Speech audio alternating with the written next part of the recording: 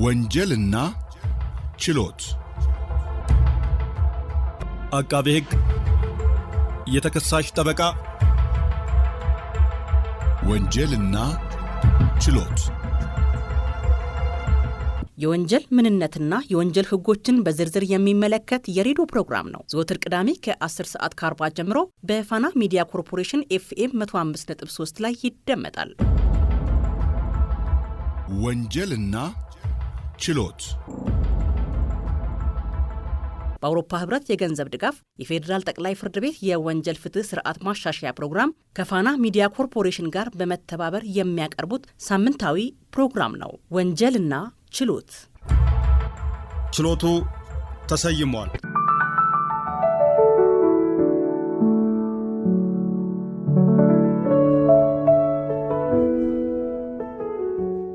በዓለም ላይ በርካታ ቁጥር ያላቸው ሀገሮች ድህነትን ለመቀነስ የታክስ አሰባሰብ ስርዓታቸውን ለማሳደግና በቴክኖሎጂ በመደገፍ ስትራቴጂን ነድፈው ውጤታማ የሆነ ጉዞ በማድረግ ላይ ይገኛሉ። ለዚህም በምሳሌነት ከሚጠቀሱ ሀገራት መካከል ህንድ፣ ብራዚልና ቻይናን ለአብነት በማንሳት በኢኮኖሚ እድገት፣ በማህበራዊ መርሃ ግብሮችና ዜጎችን ከድህነት ለማውጣት አልመው በመተግበሩ ሂደት ትኩረት የሰጡ ሀገራት መሆናቸውን ይጠቅሳሉ። እነኚህ ሀገራት ተባብረው እርስ በርስ በመማማር ጥሩ የድህነት ቅነሳ ፕሮግራሞችን በማከናወን ላይ ይገኛሉ።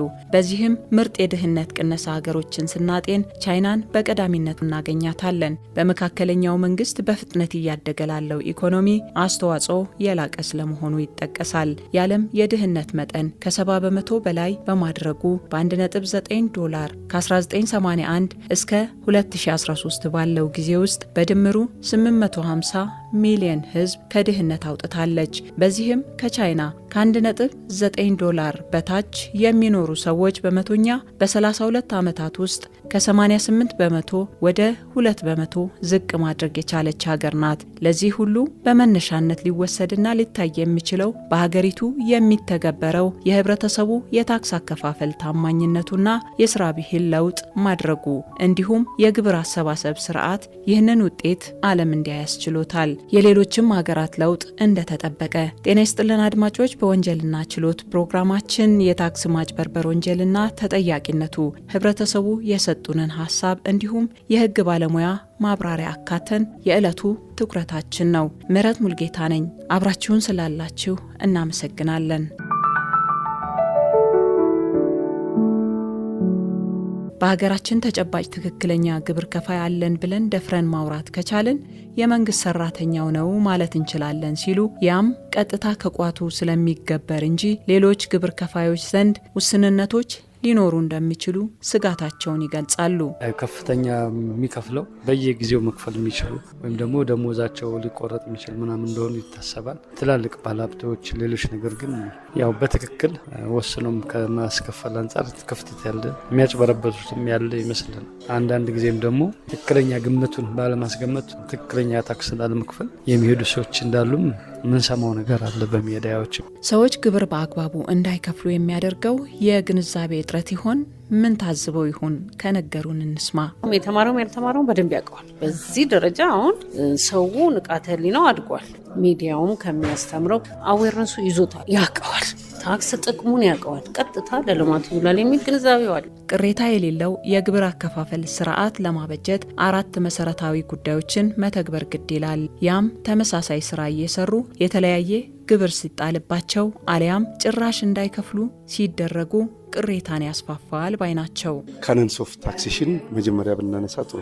ወደ 4 የሆኑ መሰረታዊ ነገሮች አሉ። አንዱ የንግዱ ማህበረሰብ ላይ የሚጣለው ታክስ ኢኳሊ ፌር መሆን አለበት። ተመሳሳይ ስራ እየሰሩ ተመሳሳይ እንትን እያሉ ለአንዱ ከፍተኛ ግብር መጣል ለሌላው ደግሞ ዝቅተኛ መሆን የለበትም፣ ፌር መሆን አለበት። ሁለተኛው ግብር ከፋዩ የሚከፈለው ግብር ለማን እንደሆነ ምን ጠቀሜታ እንዳለው ግንዛቤ መስጠት ከታክስ ሰብሳቢው አካል ትልቅ ስራ ይሰራል ማለት ነው። ሌላው ታክስ ያው እንግዲህ የሚሰበሰበው ያው በሰዓቱ ግብር ከፋዩ በሚያመቸው ቦታ፣ በሚቀርበው ሰዓት፣ በሚቀርበው ጊዜ ለምን ገንዘብ ይዞ እንዳይመለስ በቃ ግብር ከፋዩ በቀላሉ መጥቶ ግዴታውን ለመወጣት በሚችልበት ሁኔታ ግብር የሚሰበስበው አካል ይህን ሁኔታ ማመቻቸት አለበት።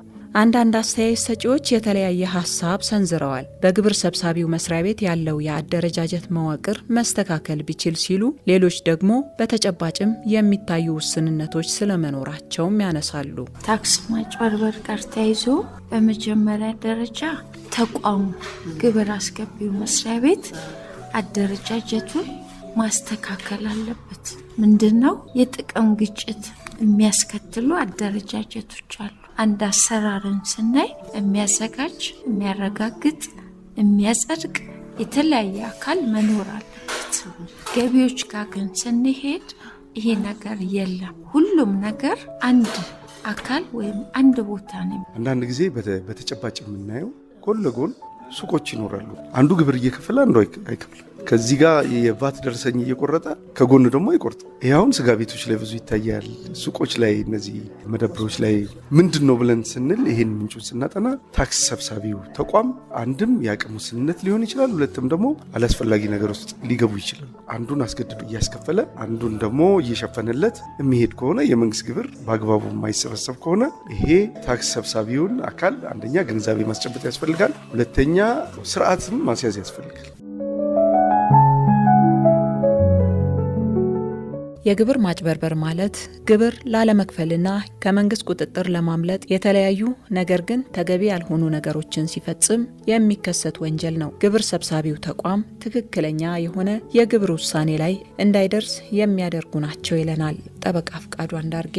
ግብር ማጭበርበር ማለት አንድ ግብር ከፋይ ግብር ላለመክፈል ወይም ደግሞ ግብር ሰብሳቢው መስሪያ ቤት ትክክለኛ ከግብር ውሳኔ እንዳይደርስ ወይም ግብር ከፋዩ ከዛ ቁጥጥር ለማምለጥ የሚፈጸሙ ማንኛውም ተገቢ ያልሆኑ ተግባሮች ናቸው ማለት ነው። ይህ ሲባል የግብር ማጭበርበር የወንጀል ባህሪ ስላለው የወንጀል ባህሪ መቼ ይመጣል የሚለውንም ራሱ ማየት ያስፈልጋል ማለት ነው። መገለጫዎች አሉት። ለምሳሌ ገቢን አሳንሶ ማወቅ፣ የሐሰተኛ ሪፖርት ማቅረብ፣ የማይሆኑ ወይም ደግሞ በሐሰት መረጃ ላይ የተመሰረቱ የግብር ተመላሹ መጠየቅ የመሳሰሉትን እንደ ምሳሌነት ልንጠቅስ እንችላለን ማለት ነው። ግን በዋናነት ግን የግብር ማጭበርበር ማለት ግብር ከፋዩ ግብር ላለመክፈል ወይም ደግሞ ከግብር ለማምለጥ ወይም ደግሞ ከግብር ቁጥጥር ለማምለጥ የሚፈጽማቸው የወንጀል ተግባሮች ናቸው ማለት ነው። ጥር 7 2017 የተወካዮች ምክር ቤት ባካሄደው 15ኛ መደበኛ ጉባኤ የንብረት ታክስ አዋጅን ማጽደቁ ይታወሳል። ፍትሐዊ የሀብት ክፍፍልን ማስፈን፣ አገልግሎቶችን በተሻለ ጥራት፣ ቀልጣፋነት ባለው አኳኋን ለመተግበር የሚያግዝ እንዲሁም በንብረት ዋጋ ጭማሪ ምክንያት የሚጣል ታክስን ለመሰብሰብ ብቻም ሳይሆን በሀገራችን የታክስ አስተዳደር አዋጅ የቅጣቱን ልክ ግልጽ ባያደርግም የግብር ማጭበርበሮች በዝርዝር ስለመኖራቸው የሚነግሩን ጠበቃ ፍቃዱ አንዳርጌ ናቸው። ለምሳሌ አንድ ብልምጠቅስ ታክስ መሰወር። ታክስ መሰወር ማለት ወይም አንድ ግብር ከፋይ ግብር ላለመክፈል ገቢ መጠኑን መደበቅ፣ ሁለተኛ ደግሞ የታክስ ማስታወቂያ ግዴታ አለበት አንድ ግብር ከፋይ የታክስ ማስታወቂያ አለመስጠት፣ ሶስተኛ ደግሞ ታክሱን አለመክፈል። እንግዲህ እነዚህ አሁን ስንዘረዝራቸው እነዚህ አሁን ምንድነው የታክስ መሰወር የሚባሉ ናቸው። የታክስ አስተዳደር አዋጅ ቁጥር 983/2008 አንቀጽ 125 ላይ በግልጽ ያስቀምጣቸዋል። በሁለተኛ ደረጃ ከግብር ማጭበርበር የሚነሳው ከወጪ የገቢ ግብር አዋጅ አንድ ግብር ከፋይ ለሚያከናውናቸው ግብይቶች አስፈላጊ የሚባሉ ወጪዎች ተቀናሽ ሆነውለት እንጂ እንዲሁ ግብር እንደማይከፈል ይገልጻሉ። ከዚህ በተጨማሪ ደግሞ አሁን አንደኛው የግብር ስወራ ወንጀል ተግባር መገለጫው አለመክፈል ነው። አለመክፈል ሲባል በነገራችን ላይ በሁለት መንገድ ማየት እንችላለን። አንደኛ ለምሳሌ ከግብር መስሪያ ቤቱ ጋር የተማመንሽባቸው የግብር ገንዘቦች አሉ። ያ ማለት አንቺ መክፈል የሚጠበቅብሽ ማለት ነው። የተጣለበት ግምት አለ። አዎ እዛ ላይ ተስማምተሻል። ግምቱ ላይ ግምት ታደርጊያለሽ መሰለሽ። ያለ አለመክፈል ንብረት ታሸሻለሽ። ካልከፈልሽ የፍትሐ ብሔር ክስ ይቀርብብሻል፣ ትከፍያለሽ፣ ግዴታሽ ነው። ወይም ደግሞ አሳግዶም ግብር መስሪያ ቤቱ ሽጦ ያንን መተካት ስልጣንም አለ በአዋጅ የተሰጠ ማለት ነው። ስለዚህ ያ ነገር እንዳይሆን ምን ያደርጋል? ንብረት ታሸሻለሽ ማለት ነው። ሁለተኛ ደግሞ ከግብር ማጭበርበር ጋር ልናነሳቸው የምንችሉት ደግሞ ከወጪ ጋር በተገናኘ ነው።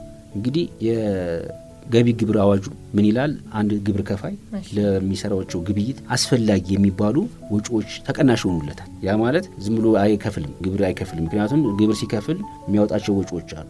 እነዚህ አስፈላጊ የሚባሉ ወጪዎች ይቀነሱለታል። ግን ምን ያደርጋል? አጋኖ ወጪ ያቀርባል። ያላወጣውን ወጪ እንዳወጣ አድርጎ ያቀርባል። ወይም ደግሞ አውጥቶት ኢቭን ምን ያደርጓል ማለት ነው አጋኑ ያቀርባል ማለት ነው። ስለዚህ ከወጭ ጋር በተገናኘ ወጭን በማጋነን ምክንያቱም ወጭ ታጋነኝ ምን ይሆናል መሰለሽ የሚቀነስልሽ የተቀናሽ ገንዘብ ከፍ ይላል። ያኔ የምትከፊው የግብር መጠን ያንሳል ማለት ነው። ስለዚህ ምን እያደረግሽ ነው? ግብር እያጭበረበርሽ ነው ማለት ነው። አዎ ከዚህ ጋር በተገናኘ ምን ይደረጋል? የወጭን ለማናር አሳሳሽ ሰነዶችን ታቀርቢያለሽ። ምክንያቱም በትክክለኛ ሰነዶች ከሰራሻቸው ሂሳቡ ሊመጣ ይችላል። ስለዚህ ምንድነው ወጭሽን ልታንሪው የምትችይው ወይ ሐሰተኛ ሰነድ በማዘጋጀት ሊሆን ይችላል ማለት ነው። ከዛ በተጨማሪ ደግሞ ተቀናሻል። አሁን ለምሳሌ የባት ካየሽ የባት ተቀናሽ ይባላል። አሁን የባት ተቀናሽ ሲደረግ ሐሰተኛ ደረሰኝ ይቀርባል። አንደኛው መንገድ ይሆናል ይሄኛው ራሱ ማለት ነው። ሸማቹ ማህበረሰብም የእውነት የሸመተው እቃ ደረሰኝ መሆኑንና አይቶ አለማረጋገጥ ካረጋገጠም በኋላ አለመጠየቅ መብቱን አለማስከበር ተዳምረው ሀገር ማግኘት ያለባትን እንድታጣና ልማትም እንዲስተጓጎል ያደርጋል። የተጭበረበረ ደረሰኝ በማቅረብ ያለ ደረሰኝ ግብይት ማከናወን ያለ ግብይት ደረሰኝ ያከናወንሽ ማለት ነው መንግስት ያሸጥሽውን ነገር እንዳያውቅ እያደረግሽ ነው ማለት ነው። ኢቭን ታዩና ደግሞ ከዋጋ በታች ደግሞ አሳንሰሽ መቁረጥ። ለምሳሌ በተመሳሳይ ግብይት ላይ የተለያዩ ዋጋዎችን ትቀንሻለሽ። አሁን ብዙ ጊዜ ሰው የሚያዩ እንደ ደረሰኝ መቀበል ነው። ኢቭን ግብይት ሳይፈጸም ደረሰኝም እኮ ደንበኛው የሚቀበልበት አለ። ከዛ በተጨማሪ ደግሞ ባለስልጣኑ ሳይፈቅድ ደግሞ ደረሰኝ ማተም። እነዚህ የተያዙ ነገሮች ምንድን ናቸው? ከደረሰኝ ጋር የሚገናኙ ግን ለግብር ማጭበርበር ግን መነሻ የሚሆኑ ተግባሮች ናቸው ማለት ነው። አሁን ካነሳሻቸው አንጻር ደረሰኝ ማተምን ወደ አንድ ነገር ማምጣት ራሱን የቻለ እንትን አለው፣ የሚነሳው ትችት አለ፣ ራሱን የቻለው ማለት ነው ትችት አለ። ግን በአዎንታዊ ጎኑ ግን ይታይ ከተባለ ደግሞ ሞር የተማከለ የህትመት አስተዳደርና እንትን ሲኖር ማጭበርበር ሁኔታዎችን በየቦታው የሚሰሩ ደረሰኞችን ይቀንሳቸዋል። ግብር የሀገር የኢኮኖሚ እድገት ደረጃ ጋር ተመጣጣኝ ሆኖ ለእድገትም አጋዥ ዘመናዊና ቀልጣፋ ስርዓት መዘርጋት የሚያስችል እንዲሆን ታልሞ ነው የግብር አዋጁ የወጣው። ነገር ግን በወጣው ልክ መተግበር ተችሏል የሚለው ጥያቄ ለሁላችንም ይኖርና የግብር ማጭበርበርን ከወንጀል ህጉ በተጨማሪ የሚዳኝና የሚሞግት ህግስ አለ ወይ ማየት ብንችል ግንዛቤ ያክላል። እንደ ሀገር ኢትዮጵያ ከግብር ገቢ መሰብሰብ ያለባትን ያህል እንደማትሰበስብ ይነገራልና ለዚህ አንዱ መንስኤ የግብር ማጭበርበር መሆኑ አያጠያይቅም። በዚህ የወንጀል ተግባር የሚገኙ ሰዎች በየትኛው ፍርድ ቤት ደረጃ ይሆን የሚዳኙት? ከፍርድ ቤት ስልጣን ጋር በተገናኘ የግብር ማጭበርበር ወንጀሎች የሚታዩበት በተመለከተ አሁን የኛ ሀገር ህግ ማዕቀፍ የፍርድ ቤቶች ስልጣን አንድ ከህገ መንግስቱ ይመነጫል፣ ሁለተኛ ከፍርድ ቤት ማቋቋሚያ አዋጆች ከሌሎች አዋጆች በተጨማሪ ደግሞ ከወንጀለኛ መቅጫ ስነ ስርዓት ህግ ቁጥር ከተቀመጡ የፍርድ ቤት ስልጣን መደልደያ ሰንጠረዥ መሰረት ይመነጫል የፍርድ ቤቱ ማለት ነው። የፍርድ ቤት ማቋቋሚያ አዋጅ ቁጥር 1234 2013 በግልጽ ምን ብሎ ነው የሚያስቀምጠው? ከግብርና ከገቢ ጋር የተገናኙ ወንጀሎች የፌዴራል ጉዳዮች ናቸው። አሁን ግን በፍርድ ቤት የስልጣን ድልድል የክልል ጉዳዮችና የፌዴራል ጉዳዮች የሚባሉ አሉ። በዚህ በግብር ማጭበርበር ላይ ዋና ተዋናዩ ማን ነው? ግብር ከፋዩ። ግን ይሄ ሲባል ግን ብቻውን ይፈጽማቸዋል ማለት አይደለም። ማጭበርበር ወንጀሎች ውስጥ ግብር ከፋዩ ብቻ አይደለም የሚሳተፈው። ለምሳሌ ገዥ ይሳተፋል። ገዥ በምን መልኩ ይሳተፋል መሰለሽ? ቅድም ከደረሰኝ ጋር አንስቼልሻለሁ። የታክስ አስተዳደር አዋጅ በግልጽ ምን ያስቀምጣል መሰለሽ? አንድ ግብይት ላይ ደረሰኝ መስጠት ግዴታን ያስቀምጥና ግብይት ሳይፈጸም ደረሰኝ መስጠት ሆነ መቀበል ወንጀል ነው ብሎ ያስቀምጣቸዋል። በግልጽ በአንቀጽ 120 ንዑስ 4 ላይ ነው የሚያስቀምጠው። ያ ማለት መቀበል ሲባል የሚቀበለው ማን ነው? ሸማቹ ነው። ያ ማለት እየተባበረው ነው ማለት ነው። ስለዚህ ሸማችም ምን ይሆናል ማለት ነው? በግብር ማጭበርበር ተባባሪ ይሆናል ማለት ነው። ምን በማድረግ ግብይት ሳይፈጸም ደረሰኝ በመቀበል ማለት ነው። በግልጽ ነው አዋጁ የሚያስቀምጠው። ግብይት ሳይፈጸም ደረሰኝ መስጠት ሆነ መቀበል ወንጀል ነው ካለሽ የሚቀበለው ሸማቹ ነው ማለት ነው። ከዛ በተጨማሪ ደግሞ ልምጣልሽ፣ ይሄ አንሶ ሲመዘገብ አሁን በተመሳሳይ ግብይት ላይ እንትኖች እያነሱ ይመዘገባሉ ዋጋዎች ማለት ነው። ከሸማቹ ጋር የሚደረግም ድርድር ይኖራል ይሄን ለማድረግ ማለት ነው። ስለዚህ ሸማቹ የለበትም ማለት አትችልም። የግብር መስሪያ ቤቱ ሰብሳቢ መስሪያ ቤቱ ግብር ማጭበርበር ሲባል ለምሳሌ የግብር በቁርጥ የሚጣሉ ግብሮች አሉ። የእነሱን ተመን ማሳነስ አንዱ መለኪያ ማሳየው ነው። ይሄንን ተመን የሚሰሩት ማን ናቸው? የግብር ሰብሳቢ መስሪያ ቤት ሰራተኞች ናቸው። ስለዚህ በቁርጥ ገቢ ግብር ሂደው ሲሰበስቡ ከግብር ከፋዩ ጋር በመነጋገር በመደራደር ዝቅተኛ ዋጋ ያስቀምጣሉ። የአካባቢ ዋጋ የገበያ ጥናት ተደርጓል ምናምን የሚባል ነገር ማለት ነው። በዚህ ጊዜ ግብር እየተጭበረበረ ነው። ግብር ከፋዩ መክፈል ያለበትን ግብር እንዳይከፍል የሆነ ነው። ስለዚህ ማን ነው እየረዳው ያለው ማለት ነው? የግብር ሰብሳቢ መስሪያ ቤቶቹ ናቸው ማለት ነው። ስለዚህ በግብር ማጭበርበር ውስጥ ግብር ከፋዩ ብቻ አይደለም፣ ሸማቹ ግብር ሰብሳቢ መስሪያ ቤቱ ተሳታፊ ይሆናል ማለት ነው። ተጠያቂነቱ እስከምን ድረስ ያስቀጣል ወደሚለው ሀሳብ ደግሞ ብንመጣ የገንዘብ መቀጮ ሊሆን ይችላል፣ አንዳንዴ ደግሞ የእስር ይሆናል። ቅጣቱም ከፍ የሚልበትም አግባብ ሊኖር ይችላልና ያንን ነገር ብንመለከት ግብር ማጭበርበር ውስጥ ግለሰብ ነጋዴዎች፣ ድርጅቶች ይሳተፋሉ። እነዚህ ድርጅቶች በሚሳተፉበት ወቅት የሚኖራቸው ኃላፊነት በህጉ በግልጽ ተቀምጧል። አንደኛ አስተዳደራዊ እርምጃ የሚባል አለ፣ የፍትሐ ብሔር ኃላፊነት አለ፣ የወንጀል ኃላፊነት አለ። አስተዳደራዊ እርምጃ ከመቀጮ ከፍቃድ ስረዛ ጋር ከምን ጋር የተገናኙ ናቸው የሚሆኑት። ፍትሐ ብሔር ኃላፊነት በተመለከተ ደግሞ አንድ ግብር ከፋይ መክፈል ያለበትን ግብር ካልከፈለ እሱን እንዲከፍል የሚደረግበት የፍትሐ ብሔራዊ ኃላፊነት ያለበት ነው። ገንዘቡን ያ ማለት የሚጠበቅበትን ገንዘብ እንዲከፍል የሚደረግበት ማለት ነው። ከወንጀል ኃላፊነት ጋር ከተመለከተ ነው ግን ታክስን በተመለከተ ወይም ግብርን በተመለከተ ራሱን የቻለ የህግ ማዕቀፍ ያለው በተለይ የታክስ አስተዳደር አዋጅ ቁጥር 983 2008 በግልጽ ዝርዝር ድንጋጌዎችን ይዟል፣ የወንጀል ኃላፊነት የሚያስከትሉትን ማለት ነው። ከዚህ በተለይ አሁን ካነሳሽው አንጻር ድርጅቶች ጋር ሲሆን አሁን በኢትዮጵያ ህግ ድርጅቶች ኃላፊ የሚሆኑት የወንጀል ህግ አንቀጽ 34 በግልጽ ያስቀምጣል። አንድ ድርጅት የወንጀል ኃላፊነት የሚኖርበት በህግ ሲቀመጥ ኃላፊነት ይኖርበታል። ኃላፊነቱ ደግሞ በገንዘብ መቀጮ ይቀመጣል። ድርጅት ልታስሪው አትችልም። ከገንዘብ መቀጮ አልፎ ደግሞ ያን ድርጅት እስከ ፍቃዱን እስከ ማሰረዝና እስከ መዝጋትም የሚደርስ ቅጣቶች ተቀምጧል በእኛ ሀገር ህግ ማዕቀፍ ማለት ነው። በድርጅት ውስጥ የሚሳተፉት ደግሞ ስራ አስኪያጆችና ሌሎች ባለሙያዎች ደግሞ በታክስ አስተዳደር አዋጁ ህጉ መሰረት ደግሞ ኃላፊነታቸው ደግሞ ራሱን የቻለ ሁኔታ ተቀምጧል ማለት ነው። ታክስ እንግዲህ ለሀገር ልማት የሚደረግ ገቢ ከመሆኑ ጋር ተያይዞ ከወንጀል ህጉ በተጨማሪ ተጠያቂነትን የሚያሰፍኑበት ሌሎች አዋጆችም ካሉ ግብር ማጭበርበር ሰፊ ድንጋጌ ያለው የታክስ አስተዳደር አዋጅ 9 ቁጥር 83 2008 ኢቭን ከጉምሩክ ውጭ የሚመጡ ንብረቶች ቀረጥ ጋር በተገናኘ ሐሰተኛ መረጃ መስጠት ልክ ከዚህ ከታክስ ጋር ያሉትን ነገሮች ያስቀምጣል። የጉምሩክ አዋጅ 859 2006 እና ማሻሻያው አዋጅ ቁጥር 1160 2011 ስለ ግብር ማጭበርበር ሰፊ ድንጋጌ ይዘዋል። እነዚህ በዋናነት ከግብር ማጭበርበር ጋር የተያያዙ ናቸው። ግን እነዚህ ግብር ማጭበርበሮች ወደ ምን ይሰፋሉ መሰለሽ? ቅድም አክተሮቹ ሲጨመሩ በተለይ አሁን ለምሳሌ የግብር ሰብሳቢ መስሪያ ቤቱ ሰራተኞች ሲጨመሩበት ወደ ሙስና ወንጀሎች ይመጣል። በግብር ማጭበርበር ሂደት ውስጥ የተከፈለ የሙስና ገንዘብ ካለ በግብር ማጭበርበር ትጠይቂዋለሽ። ከዛ በተጨማሪ ደግሞ በሰጪና በተቀባዩ ደግሞ በሙስና አዋጅ ተቀባይዋለሽ። በሙስና አዋጅ ስትጠይቂው ደግሞ የምትጠይቂው ሰራተኛውን ብቻም አይደለም ሰጪውንም ትጠይቂዋለሽ ማለት ነው። በዚህ ሂደት ውስጥ ለምሳሌ አሁን ቅድም ያላነሳውልሽ ገዥ ያልሆኑ ግብይት ፈጻሚ ያልሆኑ ነጋዴ ያልሆኑ ሰዎች ግን ደግሞ ሶስተኛ ወገኖች ደረሰኛ እያተሙ የሚያቀርቡ ሰዎች ይኖራሉ። ገባሻር? እነዚህን ሰዎች ሁሉ ታመጫቸዋለሽ ማለት ነው። ስለዚህ በዋናነት ከግብር ማጭበርበር ጋር የተያያዘ የወንጀል ህግ የታክስ አስተዳደር አዋጅ የጉምሩክ አዋጆች ተፈጻሚነት ያላቸው እንዳልኩሽ ደግሞ ወደ ሙስና አይነት ጥቅም ሲመጣ ደግሞ የሙስና አዋጁም ተፈጻሚነት ይኖረዋል ማለት ነው። ከሚወጡ የተለያዩ መረጃዎች ከሚሰሙትም መነሻ በማድረግ በሀገሪቱ ከግብር የሚገኘው ገቢ ብዙ የሚባሉ የልማትና የማህበራዊ ጥቅምን የሚያስተጓጉሉ ሆነው እናስተውላለን። ግብር ስወራ ነው። ግብር ስወራ ሲባል ከገቢ መደበቅ አሁን በተለይ ከመኪና ሽያጭ ጋር ከቤት ሽያጭ ጋር ምናምን ካሳየሽ ውጭ ላይ የሚመዘገበውና የሚሸጥበትና ለውልና ማስረጃ የሚቀርበው እሱ የተለያየ ነገር ይሆናል። ሁለቱም የሚደረግበት አግባብ አለ። አሁን ይህም ብዙ ጊዜ ታያለሽ። ከዛ በተጨማሪ ደግሞ ከደረሰኝም ጋር ገቢን ከመደበቅ ጋር በጣም ተደጋግሞ የሚታዩ ሐሰተኛ ሰነዶች ከማቅረብ ጋር ንጹህ ሊሆን የሚገባውና ጠንካራ ሊሆን የሚገባው ደግሞ ግብር ሰብሳቢ መስሪያ ቤቱ ምን አይነት ኢቲካል የሆኑ ሰዎችን ነው እዛ ውስጥ እያስገባሻለሽ፣ ምን ያህል በገንዘብ የማይደልሉ ሰዎችን ነው እዛ ውስጥ እያስገባሻለሽ። እነዛ ነው በዋናነት ከሚታዩት አንደኛው ግብር ሰብሳቢ መስሪያ ቤቶች ባለሙያዎች ላይ የሚነሱ ቅሬታዎች ናቸው። ሁሉም ማለት አይደለም። በሀቅ የሚሰሩ አንዳንዴ ከሽልማት አልፎ ብዙ ነገሮች ስለምናይ ማለት ነው። ግን ደግሞ ትልቅ ስራ መስራት ያለበት ከዛ ነው የሚል ሀሳብ አለ። ቀላል አይደለም። ግብር ማለት የዜጎችን የሀብት ክፍፍል ባላንስ ከማድረግ አልፎ ለሀገር ትልቅ ገቢ ሊያስገኝ የሚችል ነገር ነው። መግባት ያለበት ገንዘብ ሲገባ ተጠቃሚ የሚሆነው ህብረተሰቡ ስለሆነ ማለት ነው። የታክስ ማጭበርበር በሀገራችን ትኩረት ተነፍጎታል እንጂ በዓለም ደረጃ ግን እያንዳንዷ በገንዘብና በእስር መቀጮ የህግ የበላይነት ሰፍኖበት እናገኛለን።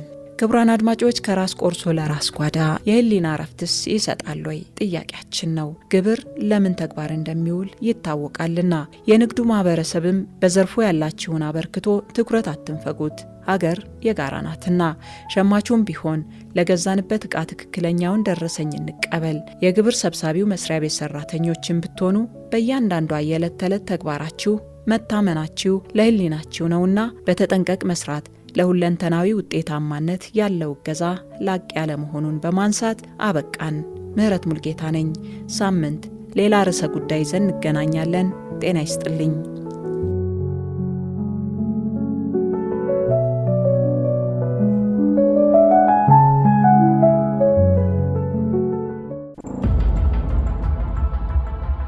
ወንጀልና ችሎት አቃቤ ሕግ የተከሳሽ ጠበቃ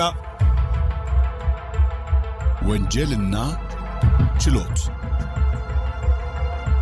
የወንጀል ምንነትና የወንጀል ህጎችን በዝርዝር የሚመለከት የሬዲዮ ፕሮግራም ነው። ዘወትር ቅዳሜ ከ10 ሰዓት ከ40 ጀምሮ በፋና ሚዲያ ኮርፖሬሽን FM 105.3 ላይ ይደመጣል። ወንጀልና ችሎት በአውሮፓ ህብረት የገንዘብ ድጋፍ የፌዴራል ጠቅላይ ፍርድ ቤት የወንጀል ፍትህ ስርዓት ማሻሻያ ፕሮግራም ከፋና ሚዲያ ኮርፖሬሽን ጋር በመተባበር የሚያቀርቡት ሳምንታዊ ፕሮግራም ነው። ወንጀልና ችሎት። ችሎቱ ተሰይሟል።